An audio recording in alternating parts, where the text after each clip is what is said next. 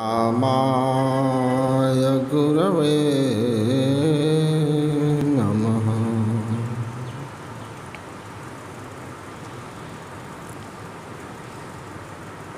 स्वनिवास में विराजमान संतमत के महामहिमावान वर्तमान आचार्य पूज्यपाद महर्षि हरिनंदन परमहंस जी महाराज के पावन पाद पद्मों में नमन। पूज्य चरण गुरु सेवी स्वामी श्री भगीरथ जी महाराज, जिनके 77वीं पावन जयंती समारोह में हम लोग यहाँ भी संतमत सत्संग में उपस्थित हैं, के पावन पाद पद्मों में नमन। मंचस्थ पूज्य चरण स्वामी श्री प्रमोद जी महाराज, स्वामी श्री रघुनंदन जी महाराज एवं समस्त वंदनीय साधु समाज के पावन पाद पद्मों में नमन। परम आदरणीय सत्संग प्रेमी महानुभावों, धर्मानुरागिनी माताओं एवं धर्मशीला बहनों,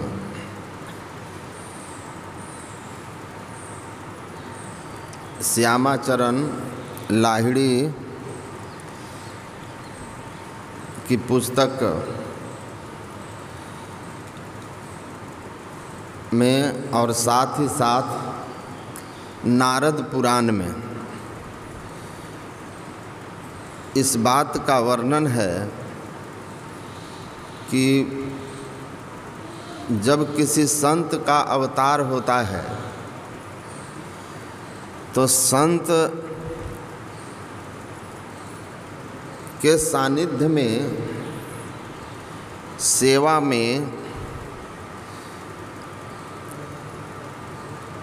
जो शिष्य होते हैं वे संत स्वयं खोज के लाते हैं, उनको प्रेरित करके लाते हैं, क्योंकि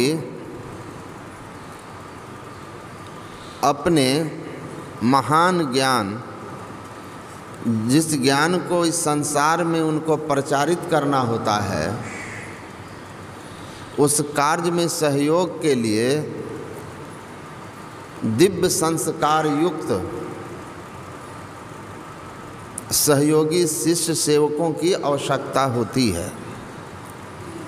आपने सुना होगा गुरु महाराज के प्रवचन में कि बाबा देवी साहब ने भी गुरु महाराज से कहा था, लाला तुम कहाँ बिहार के सबसे पूर्वी भाग पुरैनिया ज़िले का, जिसे आज पूर्णिया जिला कहते हैं, और मैं उत्तर प्रदेश के सबसे पश्चिमी हिस्से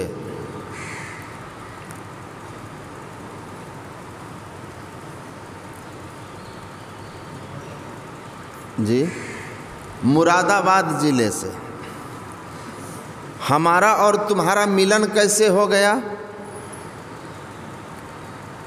और तब बाबा देवी साहब ने कहा कि हमारा और तुम्हारा गुरु और शिष्य का जो संबंध होता है वह एक जन्म का नहीं होता, जन्मों का होता है।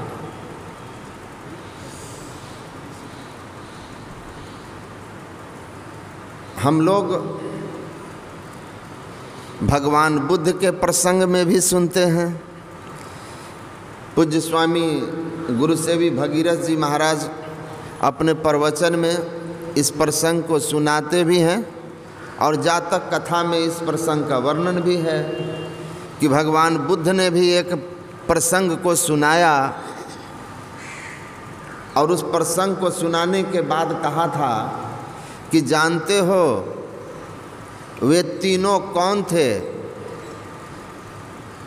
एक मैं था, दूसरा आनंद था और तीसरा तुम।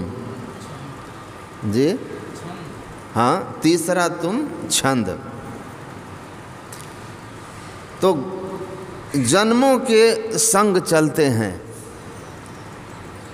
तो गुरु महाराज के जन्मों के शिष्य जो उनके निजी सेवा में रहे, उनमें से एक ऐसे ही दुर्लभ और दिव्य शिष्य पूज्यपाद गुरुसेवी स्वामी श्री भगीरथ जी महाराज, जो निजी सेवा में। और आपने सुना होगा कि युवको फिर जीता, जिसका पूर्व जन्म का संस्कार था। गुरु महाराज ने कहा कि वो मुझसे कभी मिली नहीं थी, ना ही मैं उसको स्वप्न दिया था, लेकिन उसका पूर्व जन्म का संस्कार था। मतलब उसका मेरा पूर्व जन्म का संबंध था गुरु शिष्य का, इसलिए वो मुझे जापान में देख ली। और पूज्यपाद गुरु सेवी स्वामी श्री भगीरथ जी महाराज जब 9वीं में पढ़ते थे और अपने मित्र के साथ जा रहे थे स्कूल, तो उन्होंने गुरु महाराज को उससे पूर्व कभी देखा नहीं था, लेकिन बालू के टीले पर, वो अपने संस्मरण में बताते हैं कि बालू के टीले पर हमने एक वृद्ध सन्यासी को बैठे हुए देखा। और बाद में जब गुरु महाराज को उन्होंने देखा तो कहा, अरे ये तो वही थे जिनको मैं एक झलक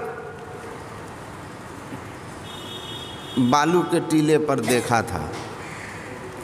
तो पूर्व जन्म के संस्कार जन्मों के संग गुरु शिष्य के होते हैं। श्यामाचरण कहते हैं, योग शिष्यों को गुरु ढूंढ ढूंढ के ले आते हैं, क्योंकि उनका जो महान कार्य है, उस महान कार्य को साधारण संस्कार के लोग नहीं कर सकते हैं। आपने सुना कि गुरु महाराज ने गढ़ा, उनको संतमत के प्रचार के लिए तैयार किया। और आप पूज्यपाद के प्रवचनों को भी सुनेंगे तो आप सीधे समझ जाएंगे कि बिल्कुल जैसे गुरु महाराज केवल आध्यात्मिक बात बोलते थे, वैसे इनके प्रवचन में आध्यात्मिक बातें होती है, अंतर साधना की बात होती है, मुक्ति की बात होती है। और पर्सनली व्यक्तिगत रूप से मैं जब भी किसी तरह का कोई आध्यात्मिक जिज्ञासा उनके सामने रखा, तो उनके समझाने का तरीका प्रामाणिकता के साथ होती है। गुरु महाराज का साहित्य हो या धर्म ग्रंथ की साहित्य हो या गुरु महाराज के प्रवचन में कहीं लिखा है। अभी 2-3 दिन की बात है, हम लोग गार्डन में थे, हम प्रमोद बाबा, रघुनंदन बाबा और मैं आया और एक वेदांत के संबंध में एक सवाल किया कि महापुरुषों की जो वाणियाँ हैं, परमार्थिक सत्ता, व्यवहारिक सत्ता, प्रतिभासिक सत्ता, तो इसमें कुछ अंतर आता है, तो आपका क्या विचार है? मैं इस पर जिज्ञासा किया कि इनमें अंतर है तो आप समाधान करें। तो पूज्यपाद गुरुसेवी स्वामी भगीरथ जी महाराज ने मुझे कहा कि गुरु महाराज के प्रवचन में इस तरह का वर्णन है, और सुधा सागर के किस अध्याय में कितने पृष्ठ पर यह लिखा हुआ है, यह भी मुझे बताए।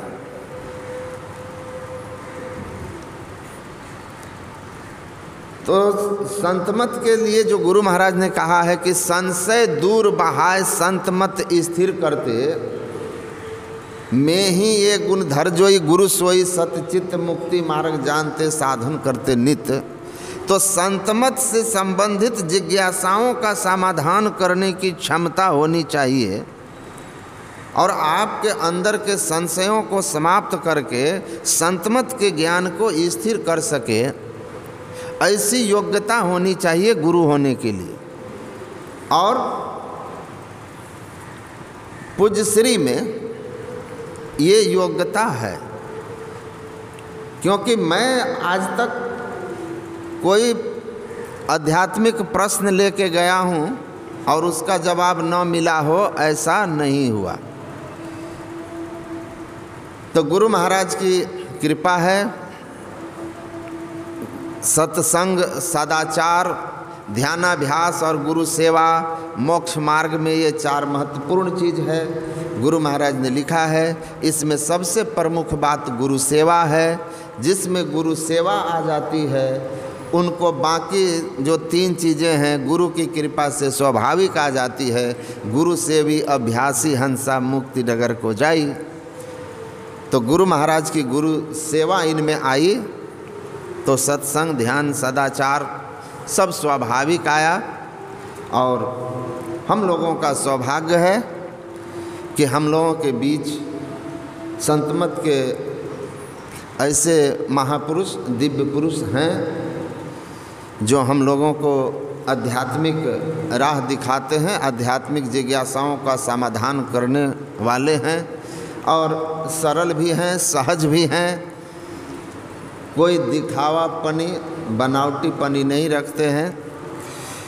तो जो एक अच्छे महापुरुष के लक्षण हैं उनके व्यवहार में और साधना के प्रति आपने सुना ही कि किस तरह उनका जीवन संयमित है, किस तरह उनका जीवन समय के अनुशासन में बंधा हुआ है।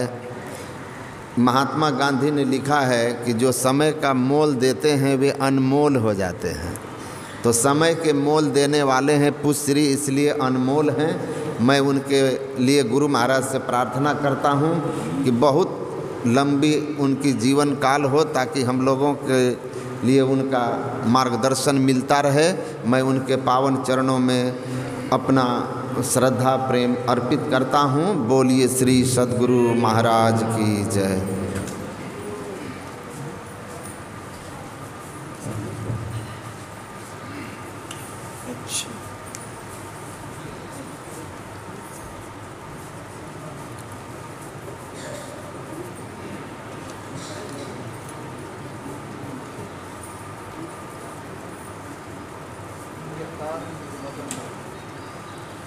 देखना तार है।